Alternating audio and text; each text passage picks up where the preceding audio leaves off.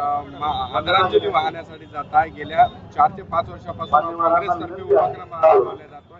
यावर्षी तुमच्या प्रमुख उपस्थितीमध्ये हा कार्यक्रम पार पडतो। बघा, मी स्वतःला धन्य समजतो की आज भारतरत्न बाबासाहेब आंबेडकरांच्या महापरिनिर्वाण दिनानिमित्त नया अकोला इथे होत असलेल्या कार्यक्रमामध्ये मला उपस्थित राहण्याची संधी मिळाली। आयोजकांनी मला कार्यक्रमाबद्दल माहिती दिली आणि बाबासाहेबांबद्दल होत असलेल्या कार्यक्रमामध्ये मी समजतो की हा अत्यंत महत्वाचा दिवस आमच्याकरता आहे। बाबासाहेबांचं जीवन, त्यांचं संघर्ष, त्यांचं योगदान आमच्याकरता नेहमी प्रेरणादायी राहणार आहे। त्यांनी दिलेली घटना आमच्याकरता रक्ताचं शेवटचा थेंब असेपर्यंत आम्ही त्या राज्यघटनेला कसं सुरक्षित ठेवता येईल त्या दृष्टिकोनातून प्रयत्न करू।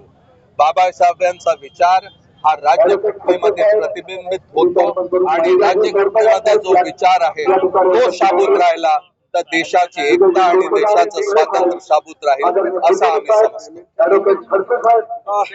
आंबेडकर आज त्यांचा स्मृती दिवस आहे आणि नया अकोल्यामध्ये भारतरत्नांच्या अस्थी त्या ठिकाणी आहेत।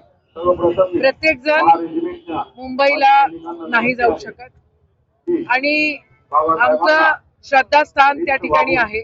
आम्हाला अभिवादन करण्यासाठी हा मार्ग एक आहे आणि जे लोक मुंबईला नाही जाऊ शकत ते लोक या ठिकाणी येऊ शकतात।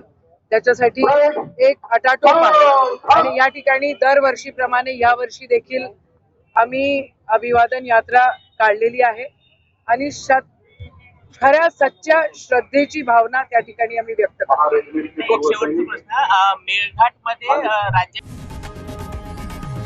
लोकशाही मराठी ऐका, पहा, जागरूक रहा।